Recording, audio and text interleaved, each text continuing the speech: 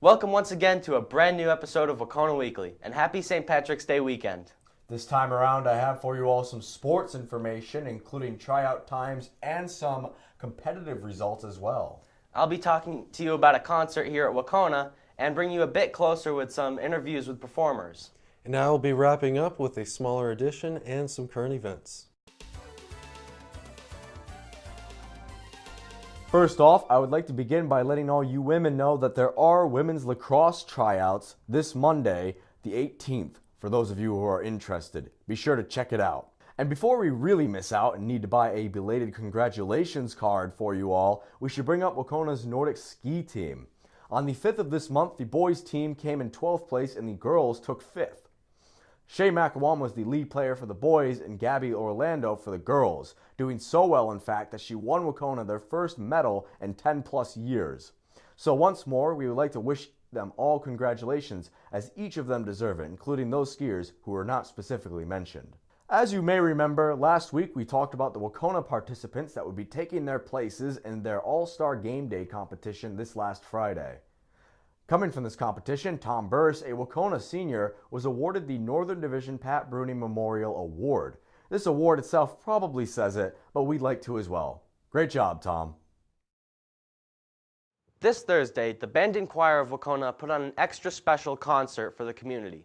In addition to the amazing work by the musicians, there was also a theme exploring the stories behind the pieces too. This allowed for each song to have its own identity and in some instances an audience interactive performance to supplement the historical music.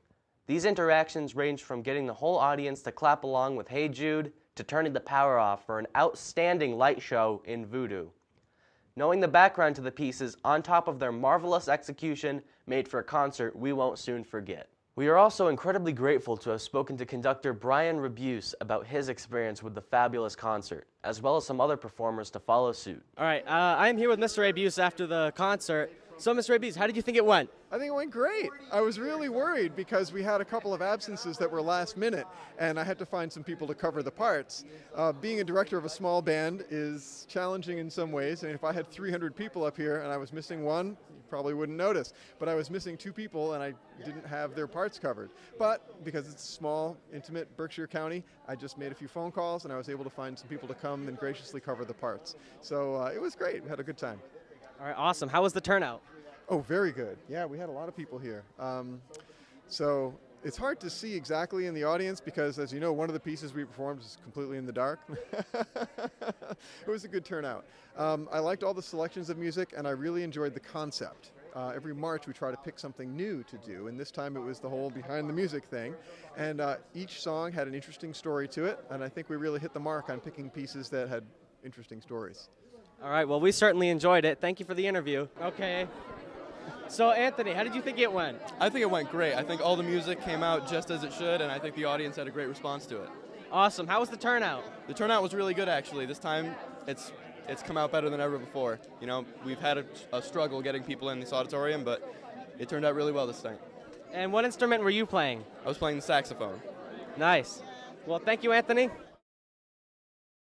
One last thing that occurred this week at Wahconah was a technology and screen consumption oriented week. This was put on by the Wahconah ambassadors and their advisors, who allotted special time during the announcements to give all the students a special fact about screen usage. And then a challenge for all students, such as during lunch to put away their phones and engage in face-to-face communications. In addition to this, on Tuesday they had the entire school gather in the auditorium to watch a presentation of Screenagers. Besides this, I do sadly bring up a tragic event that occurred this Friday over in New Zealand. Around lunchtime, a man committed a mass shooting at both the Al Noor and Lynwood mosques in Christchurch, New Zealand. The man streamed his attacks live and murdered 49 people, seriously injuring 20 more.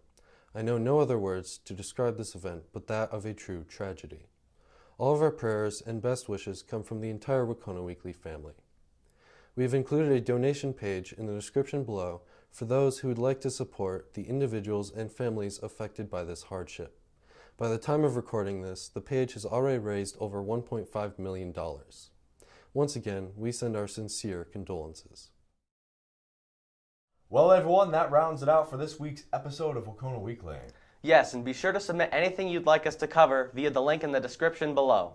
Thank you all for watching. This has been Ryan, Lucas, and Zach bringing you Wahconah Weekly. And once again, check out the Christ Church donation link in the description below if you are interested.